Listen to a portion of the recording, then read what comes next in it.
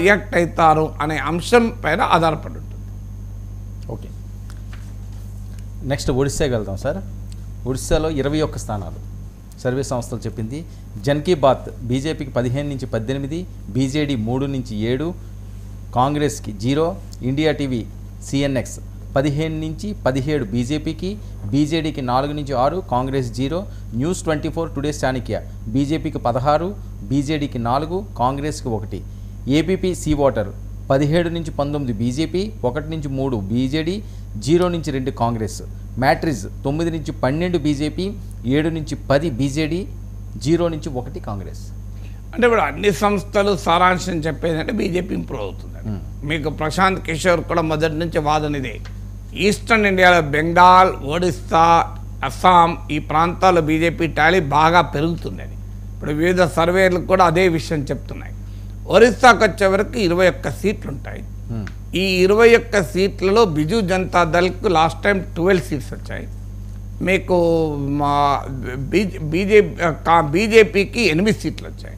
అంటే BJP assembly ఎన్నికలతో పోలిస్తే బెటర్ పర్ఫార్మెన్స్ చూపి 6% ఎక్కువ ఓట్లు పార్లమెంట్ ఎన్నికలు తెచ్చుకుంది. ఒడిస్సాలో 2 పార్లమెంట్ ఎన్నికలు అసెంబ్లీలకు ఒకేసారి జరుగుతుంది. మీకు లాస్ట్ ఎలక్షన్స్లో మీకు బిజు జనతా దళ్కు నియర్లీ 43% ఓటింగ్ వచ్చింది. To be precise 42.9%. బీజేపీకి 39%, నియర్లీ టు బీ ప్రిసైజ్ 38.8% వచ్చింది. అంటే నియర్లీ 4% తేడా ఉంది బిజు జనతా దళ్కు బీజేపీకి లాస్ట్ ఎలక్షన్స్లో. సో ఇప్పుడు Biju Janata Dal 12 seats, BJP 8 seats, 1 seat మాత్రమే కాంగ్రెస్ గెలుచుకుంది. ఇక్కడ వాస్తవంగా బీజేపీకి ఉన్న ఛాలెంజెస్ చాలా ఎక్కువ ఉన్నాయి. ఎందుకంటే బిజు జనతా దళ్ బలమైన పార్టీ, ఒడియా ఐడెంటిటీ అంశం ఆధారంగా బీజేపీ పోరాడినా కూడా నవీన్ పట్నాయక్ ఉన్న ఇన్ఫ్లుయెన్స్ ముందు బీజేపీలో ఆ స్థాయి నాయకుడు ఎవరు మ్యాచ్ చేసే పరిస్థితి లేదు. ఒరిస్సాకు బీజేపీకి ఉన్న హిందూ ముస్లిం పాలిటిక్స్ పనిచేసే స్టేట్ కాదు. ఎందుకంటే ఒరిస్సాలో ఉన్న ముస్లిం పాపులేషన్ 2% మాత్రమే. అది కూడా కటక్, కేంద్రపారా ఇలా 1-2 ప్లేస్లకు 3-4 ప్లేస్లకే పరిమితం. అంతకన్నా ఎక్కువ ముస్లిం పాపులేషన్ లేదు కనుక హిందూ ముస్లిం ప్రభావం అనేది ఒరిస్సాలో తక్కువ. దాంతోపాటు రామాలయ ప్రభావం కూడా తక్కువ. ఎందుకంటే అక్కడ శ్రీరామచంద్రుడి కన్నా కూడా మహాప్రభు శ్రీ జగన్నాథ్, పూరి జగన్నాథుని ఎక్కువగా కొలుస్తారు. అంటే శ్రీమన్నారాయణుని అవతారమైన జగన్నాథుని కొలుస్తారు. సో అందువల్ల అక్కడ ఒడియా ఐడెంటిటీకి మహాప్రభు శ్రీ జగన్నాథ్కు లింక్. అందువల్ల అక్కడ మీకు రామనామ ప్రభావం కన్నా జగన్నాథుని ప్రభావం ఎక్కువ. అందుకే నీకు మోడీ, అమిత్ షాలు దేశంలో ఎక్కడైనా జై శ్రీరామ్ అని నినాదమిస్తే ఒక్క ఒరిస్సాకి వెళ్తే మాత్రం జై జగన్నాథ్ అని అని నినాదంతో ఎండి చేస్తారు. సో అందువల్ల అక్కడ ఒడియాకు ఉన్నటువంటి ఈ ప్రత్యేక పరిస్థితి. అందువల్ల బీజేపీ ఇప్పటిదాకా నవీన్ పట్నాయక్తో ఫ్రెండ్షిప్ చేస్తారు. ఎన్నికల సమయంలోనే పోరాడతారు, మళ్ళీ ఎన్నికలు అయ్యాక ఇద్దరు కలుస్తారు మళ్ళీ. సో వాళ్ళను ఫ్రెండ్ మీస్ అంటారు. ఫ్రెండ్ ప్లస్ ఎనిమీ ఇంగ్లీష్లో వర్డ్ ఉంది. ఫ్రెండ్ ప్లస్ ఎనిమీ కలిపితే ఫ్రెండ్ మీ అంటారు. So it is more a contest between frenemies. సో బీజేపీ వేరు, బిజు జనతా దళ్ ఎన్డీఏలో అప్రకటిత మిత్రపక్షమే బీజేపీకి. ఇంట్రెస్టింగ్ ఏంటంటే బీజేడీ కొట్టుకొని కాంగ్రెస్ మాత్రం మార్జినలైజ్ చేశారు. కాంగ్రెస్ ఏంటంటే అక్కడ బాగా వీక్ అయింది. అందులో ఒక దశలో బీజేడీ కలిసి పొత్తు పెట్టుకుందాం ప్రయత్నం, సీట్ల సర్దుబాటు కూడా జరిగింది. బీజేపీ వ్యూహం ఏమంటే అంటే 2014లో 2019లో కూడా నవీన్ పట్నాయక్ 77 ఏళ్ళు. సో ఆయనకు అనారోగ్య సమస్యలు ఉన్నాయి. సో అందువల్ల ఆయనకు వారసులు లేరు, ఆయనకు పెళ్లి కాలే. సో అందువల్ల నవీన్ పట్నాయక్ పని అయిపోయాక ఇక బిజు జనతా దళ్ నిలబడదు. జయలలిత పని అయ్యాక ఏడీఎంకే ఎలాగ నిలబడదు ఊహించారో అది జరగలేదు. సో ఇక్కడ బిజు జనతా దళ్ నవీన్ పట్నాయక్ అనంతరం మిగలదు. అందువల్ల బీజేపీ బిజు జనతా దళ్ తినేయచ్చు అనుకొని నవీన్ పట్నాయక్ ఉన్నంతకాలం ముట్టుకోవద్దు అని నిర్ణయం తీసుకున్నారు. కానీ సడన్గా నవీన్ పట్నాయక్ ఏంటంటే తన దగ్గర ప్రైవేట్ సెక్రటరీగా ఉన్న వికే పాండ్యన్, ఆయన తమిళనాడుకు చెందిన వ్యక్తి, ఒడిస్సా ఐఏఎస్ క్యాడర్. ఆయన సతీమణి ఒరిస్సా ఐఏఎస్ క్యాడర్, ఒరియా అమ్మాయి. సో ఒరియా అమ్మాయిని పెళ్లి చేసుకున్నాడు. సో ఈ వికే పాండ్యను నవీన్ పట్నాయక్ ప్రైవేట్ సెక్రటరీగా ఉంటూ 2014లో 2019లో నవీన్ పట్నాయక్ విజయానికి కీలక పాత్ర పోషించాడు.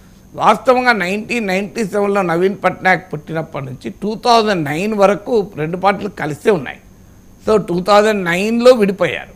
సో 2000 ఈ వికే పాండ్యన్ ఇటీవల తన వారసుగా నవీన్ పట్నాయక్ ప్రకటించాడు. ఆయన ఐఏఎస్కి రిజైన్ చేసి బీజేడీలో చేరి ఇప్పుడు స్టార్ క్యాంపెయిన్ నెంబర్ 2 అయ్యాడు. సో బీజేపీ ఈసారి ఆ పాండ్యన్ను టార్గెట్ చేసుకొని ఫైట్ చేసింది. దీని తమిళనాడు ఇష్యూని కూడా అదే ఆ తమిళ బాబును తీసుకొచ్చి ఒడియా ప్రజలపైన పెడతారా, మేము ఒడియా బిడ్డనే మేము ముఖ్యమంత్రి చేస్తామని ఒడియా అస్తిత్వాన్ని బాగా ప్రయోగించింది. నవీన్ పట్నాయక్ అనారోగ్యానికి కూడా పెద్ద ఇష్యూ చేశారు. చివరి నిమిషంలో నవీన్ పట్నాయక్ ఆరోగ్యాన్ని చెడగొట్టడానికి కుట్ర పన్నుతున్నారంటూ వికే పాండ్యన్ పైన ఆరోపణలు కూడా చేశారు. సో అయితే అది ప్రజలు ఎంత మేరకు ఆకర్షిస్తుంది అనేది ఇప్పుడు క్వశ్చన్.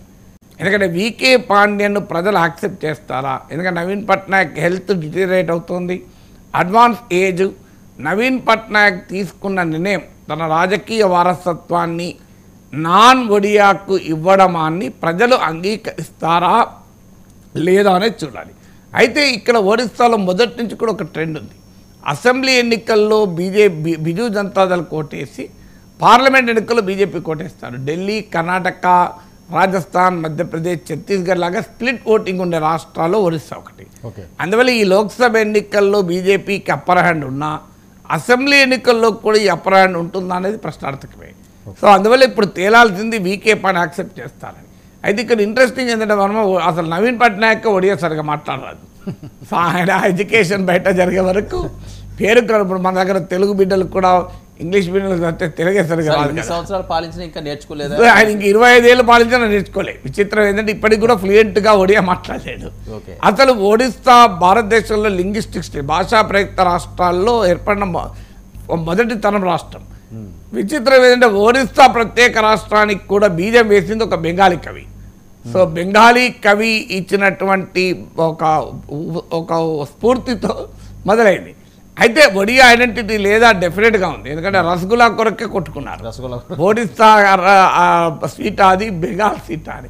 సో అందువల్ల బీజేపీ ఏంటంటే అక్కడ హిందుత్వ ఐడెంటిటీ, హిందూ ముస్లిం పాలిటిక్స్ పెద్దగా పనిచేయవు. నేను ఇంతకుముందు చెప్పినట్లు ముస్లిం 2% కావడము, అలాగే శ్రీ జగన్నాథుని ప్రభావం ఉండడం వల్ల హిందూ ముస్లిం హిందుత్వ పాలిటిక్స్కు ప్రయోజనం లేదు కనుక కేవలం ఒడియా ఐడెంటిటీని ముందు పెట్టారు. ఆఖరికి అశోకుని కూడా పట్టుకొచ్చారు అమిత్ షా.